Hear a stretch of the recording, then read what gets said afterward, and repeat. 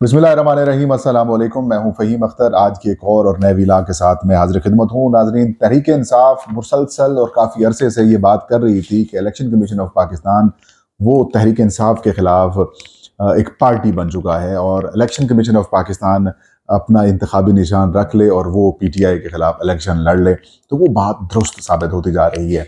Election commission of Pakistan ने आज एक अजीबो गरीब और शेमफुल किस्म का एक्शन किया है और वो तहरीक इंसाफ के जो इंट्रा पार्टी इंतखाबात से मुतालिक पेशावर हाई कोर्ट का फैसला हुक्मनामा था उसको तस्लीम करने की बजाय, उस पर अमल दरामद करने की बजाय उस फैसले को उन्होंने पेशावर हाई कोर्ट के अंदर चैलेंज कर दिया है और ये सदा की है कि डिविजनल बेंच तश्कील दिया जाए, इस फैसले को मुअत्तल किया जाए जो इंटरिम आर्डर आया है। अब सवाल यहाँ पर यह उठता है कि क्या इलेक्शन कमीशन ऑफ पाकिस्तान, जिसका काम आम इंतखाबात साफ शफाफ अंदाज में मुनक्किद कराने हैं, उसके अंदर तो वो टोटली फेल हो चुका है, टोटल फेल हो चुका है। सुप्रीम कोर्ट के अहकामात के ऊपर अमल नहीं किया गया तो दूसरी तरफ ये नॉन इश्यूज़ के अंदर कौम को उलझा के बैठा हुआ है।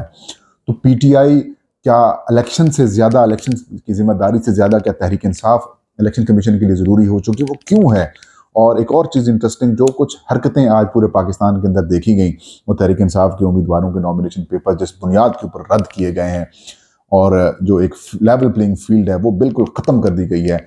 तो अब इलेक्शन जो होंगे उनको एक्सेप्ट कोई नहीं करेगा। तो क्या ये जो सारा इलेक्शंस का गंद है, ये जो जमहूरियत के साथ मजाक और खेल खेला गया है, क्या इस गंद को चीफ जस्टिस ऑफ पाकिस्तान काजी फाइज ईसा अपने सर लेंगे? क्योंकि इलेक्शन कमीशन ऑफ पाकिस्तान ने सारा गंद उठाकर सुप्रीम कोर्ट ऑफ पाकिस्तान के ऊपर डाल दिया है। इसके ऊपर डिबेट करेंगे और बात करेंगे कि कैसे सुप्रीम कोर्ट ऑफ पाकिस्तान इस सारी सूरत हाल से खुद को निकाल सकती है। और नाज़रीन, तहरीक इंसाफ के इंटर पार्टी इंतखाबात के ऊपर पेशावर हाई कोर्ट के जज जस्टिस कामरान मियाँ खेल की जानिब से एक तारीखी हुक्मनामा सामने आया। जब तहरीक इंसाफ को लेवल प्लेइंग फील्ड नहीं दी गई, सुप्रीम कोर्ट ऑफ पाकिस्तान का हुक्म आया, उसी दिन तहरीक इंसाफ के इंटर पार्टी इंतखाबात को इलेक्शन कमीशन ऑफ पाकिस्तान ने कलअदम करार दिया और PTI से बल्ले का निशान छीन कर उसे नाअहल कर दिया कि वो आम इंतखाबात के अंदर अहल नहीं है बतौर सियासी जमात इलेक्शन कॉन्टेस्ट करने के लिए। उसका नुकसान ये हुआ कि जो 70 मखसूस नशिस्तों के ऊपर तहरीक इंसाफ को जो शेयर मिलना था इलेक्शन के बाद, वो उससे PTI को महरूम कर दिया गया और अभी तक उसके ऊपर स्क्रूटनी का अमल जो है वो उनके उम्मीदवारों की नहीं की जा रही। तहरीक इंसाफ को 3-4 दिन तक तहरीरी फैसला जो है वो नहीं दिया गया इलेक्शन कमीशन ऑफ पाकिस्तान की जानिब से। PTI ने कई दफ़ा कहा, लेकिन इलेक्शन कमीशन ऑफ पाकिस्तान ने अपने दफातर बंद कर दिए। उनकी दरख्वास्त को कहा कि लॉ विंग बंद है ताकि PTI ये सारी सूरत हाल को चैलेंज ना कर सके। फिर तहरीक इंसाफ को बुलाकर कॉपी मिली और वो कॉपी उन्होंने पेशावर हाई कोर्ट के अंदर जाके जमा कराई और पिटीशन उसी दिन ही एक्सेप्ट कर ली गई। उसी दिन ही मतलब जो है वो डेट फिक्स कर दी गई। और फिर जब फैसला आया, तब जब हेयरिंग हुई, जो बैरिस्टर अली जफर जिसने इलेक्शन कमीशन ऑफ पाकिस्तान के बखिए उघेड़े, उनकी जो पॉलिटिकल फाइनेंस विंग है उसको जिस तरीके से उन्होंने लताड़ा और दलील के साथ, दलाइल के साथ उन्होंने इलेक्शन कमीशन ऑफ पाकिस्तान की उस नोटिस को, इलेक्शन कमीशन ऑफ पाकिस्तान की उस कार्रवाई को जिसमें उन्होंने इंट्रा पार्टी इलेक्शन को एक्सेप्ट नहीं किए, वो बिल्कुल एक्सपोज किया। उसी तरीके से अली जफर साहब ने पेशावर हाई कोर्ट के जज के सामने वो दलाइल, वो सारी चीज़ें रखी जिसके ऊपर वहाँ पर इलेक्शन कमीशन के वकील और जो बाकी वफाकी हुकूमत के नुमाइंदे थे वो बड़े बुरे तरीके से एक्सपोज हुए। ना सिर्फ एक्सपोज हुए बल्कि उनके पास जवाब कुछ नहीं था। फिर पेशावर हाई कोर्ट को सिंगल बेंच ने इलेक्शन कमीशन को ये हुक्म दिया कि फौरी तौर पर तहरीक इंसाफ के इंटर पार्टी इंतखाबात जो हैं वो एक्सेप्ट किए जाएँ, उनका जो सर्टिफिकेट है वो फौरी तौर के ऊपर वेबसाइट के ऊपर जारी कर दिया जाए और PTI को बतौर सियासी जमात इंतखाबात लड़ने के लिए बल्ले का निशान भी दिया जाए। और इलेक्शन कमीशन को कहा कि जो उनकी स्क्रूटनी की नहीं की जा रही उनके मखसूस नशिस्तों के ऊपर उम्मीदवारों की, वो भी की जाए। लेकिन इलेक्शन कमीशन ऑफ पाकिस्तान ने 4 दिन मुख्तलिफ इजलास किए, सेशंस किए, 3 दिन 4 सेशंस किए और इलेक्शन कमीशन के ने इस फैसले को एक्सेप्ट करने से इनकार कर दिया। ना सिर्फ इनकार किया बल्कि इस फैसले को चैलेंज करने का जो है वो फैसला किया, अपील करने का इसके ऊपर फैसला किया। पहले ये खबर चलवाई गई कुछ चैनल्स के जरिए कि PTI के इंटर पार्टी इंतखाबात वाले फैसले को हम सुप्रीम कोर्ट में चैलेंज करेंगे, लेकिन शायद फिर ख़तरा महसूस हुआ कि सुप्रीम कोर्ट कहेगी कि आपको तो हमने लेवल प्लेइंग फील्ड का कहा था और आपने लेवल प्लेइंग फील्ड की जगह के ऊपर आपने जो है वो पार्टी ही उड़ा के रख दी है और इससे आपने इलेक्शन साफ कैसे कराने हैं और आपके इलेक्शन को एक्सेप्ट कौन करेगा। खैर, सुप्रीम कोर्ट तो नहीं गया, फिर पेशावर हाई कोर्ट चले गए और पेशावर हाई कोर्ट के अंदर आज उन्होंने अपील दायर कर दी है जिसके अंदर उन्होंने इस्तदा की है जो सिंगल बेंच का फैसला है उसको जो है वो कलअदम करार दिया जाए, उसकी इम्प्लीमेंटेशन से रोकने का ऑर्डर दिया जाए और इस केस को दोबारा से सुना जाए। सवाल यहाँ पर 2-3 उठते हैं। पहला सवाल ये है कि क्या election commission of Pakistan party है? क्या इलेक्शन कमीशन ऑफ पाकिस्तान को तकलीफ पहुंचेगी कि एक सियासी जमात इंतखाबात में हिस्सा ना ले? एक बड़ी सियासी जमात जिसके करोड़ों वोटर्स हैं, जिनके करोड़ों चाहने वाले हैं, वो क्या उसको एक टेक्निकल ग्राउंड के ऊपर, जो कि बनता ही नहीं है, बेस ही नहीं करता, क्या उसके ऊपर क्या उस सियासी जमात को इलेक्शन से बाहर कर दिया जाए? क्या इलेक्शन कमीशन ऑफ पाकिस्तान की बेसिक जिम्मेदारी नहीं है कि वो पाकिस्तान के अंदर जमहूरियत को फ़रोग दे, वो इंतखाबात को फ़रोग दे, वो सियासी जमातों को फ़रोग दे, वो जमहूरी कल्चर को फ़रोग देने के लिए अपना किरदार अदा करे? ये ना करे कि वो एक सियासी जमात, जो कि बड़ी सियासी जमात है, जिसके करोड़ों सपोर्टर्स हों, हामी हों, और जिसने पिछले इलेक्शंस में 1,70-75 लाख के करीब वोट लिए हों, आप उस सियासी जमात के वोटर हामियों को डिप्राइव कर दें कि वो पाकिस्तान के अंदर वो जमहूरियत के ऊपर से जो एतबार है उनका वो उठ जाए, टेक्निकल ग्राउंड्स के ऊपर आप नॉकआउट कर दें, और वो पैमाने जो कि एक सियासी जमात के लिए आपने रखे हुए हैं, वो पैमाने आप दूसरी सियासी जमातों के लिए ना रखें। क्या इलेक्शन कमीशन ऑफ पाकिस्तान ने ये सोचा कि वो क्या कर रहा है?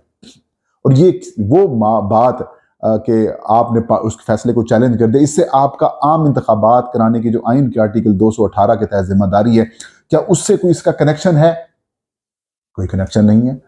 बुग़्ज़ में आप मारे बैठे हैं, आपको कोई यूज कर रहा है, आपको कोई चला रहा है, आपके पीछे आपकी कोई डोरियां हिला रहा है कि आपसे ये काम करवाए जा रहे हैं।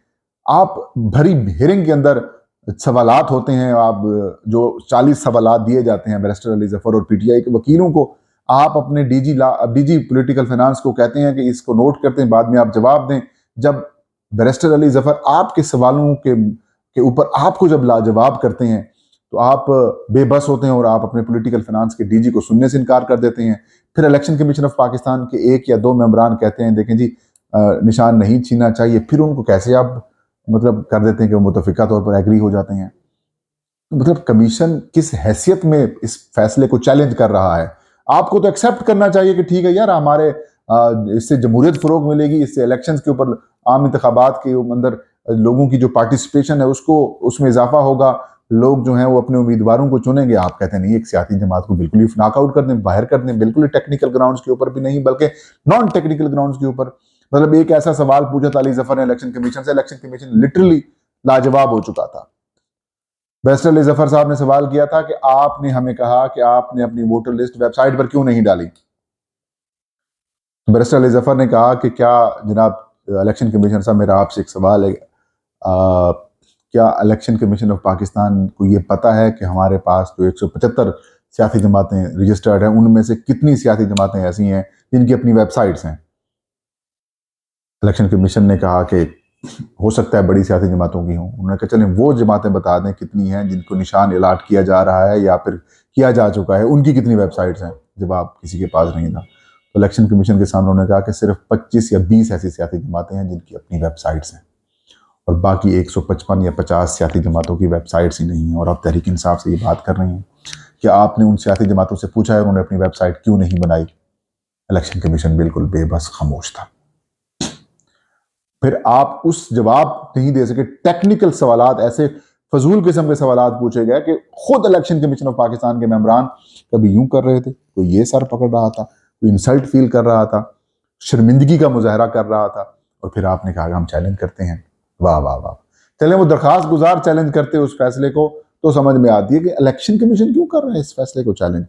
वो अपना मतलब सीधी सी बात है, इंटेंशन इज क्लियर कि आपने फ्री एंड फेयर इलेक्शंस नहीं कराने, आपने न्यूट्रल नहीं है, आप पार्टी बन चुके हैं, आप शर्मनाक किरदार अदा कर रहे हैं, आपके एक्ट्स जो हैं वो शर्मनाक हैं, और आप चाहते हैं कि जो गंद लेवल प्लेइंग फील्ड का आपने नहीं दिया, जो लेवल प्लेइंग फील्ड नहीं दी, जो गंद जो है वो आप सुप्रीम कोर्ट पर थोपना चाहते हैं। तो देखिए जी, हम तो इलेक्शंस कराना ही नहीं चाहते, सिंपल। ये आपका एक्शन इस चीज़ को जाहिर कर रहा है।